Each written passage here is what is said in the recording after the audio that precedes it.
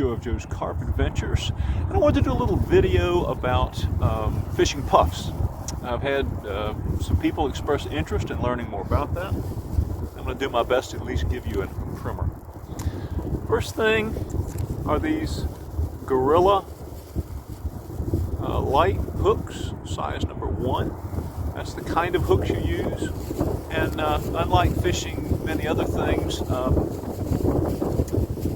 the puffs go directly on the hook. They don't go on a hair. I suppose you could fish them on a hair, but I've never fished them that way.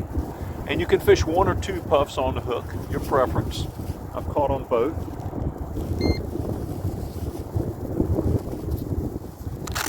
I've got a rig wallet here, a bunch of pre-tied. Don't know how well you can see that. I'm hoping you can see it. But you use a 5-inch hook link, and you always use these with a method lead or method mix.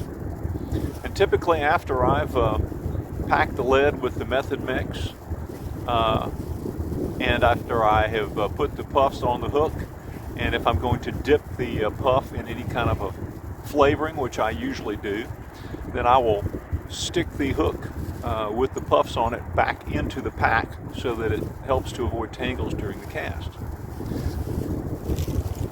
These are the puffs themselves, Arrowhead Mills corn puffs. I think they're something under $10 a bag from Amazon, and a bag lasted me about 2 seasons.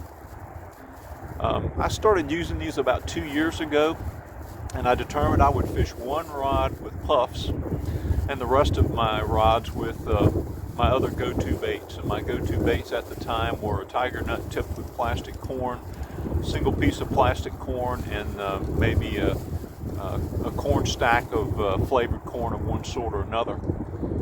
And I found over the last 2 seasons that these puffs just about consistently outfish all my other baits.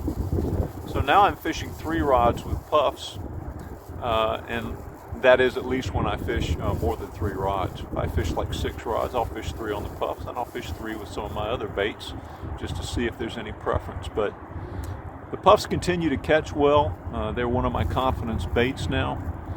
And so, at any rate, I'll try to show you in another segment here when I have one of my rods up with puffs what I do in terms of pack bait and sticking it on. It's not that big of a deal. I think you can pick it up from the description, but try to give a visual on that anyway.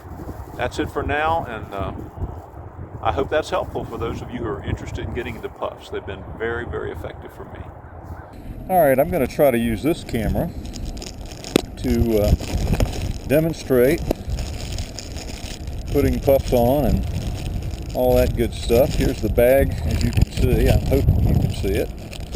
I'll get out a couple. Close it up again with a rubber band.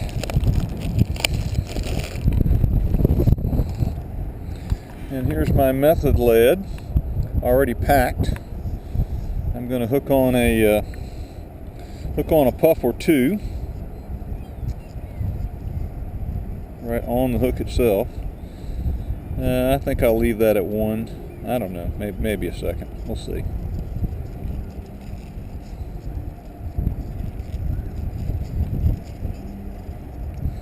Alright, now what I typically do at this point, I have these superior flavors. This is vanilla butter and nut cake. That's one of my favorites.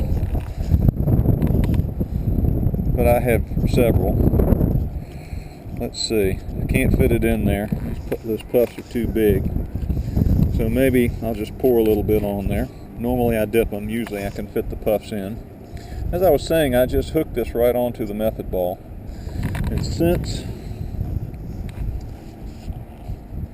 these won't fit in the bottle to give a quick dip, which is what I normally do, I'll just give them a drop or 2.